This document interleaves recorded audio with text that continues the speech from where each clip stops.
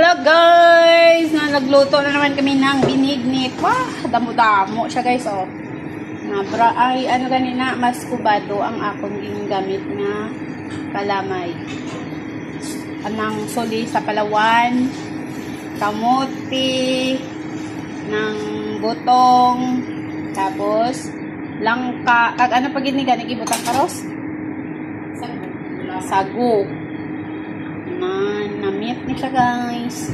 Mas manamit pa ni sa inyo nga kuya. Bilo-bilo na eh. Pag-init pa ni. Init pa siya pagpalangga niya sa imo.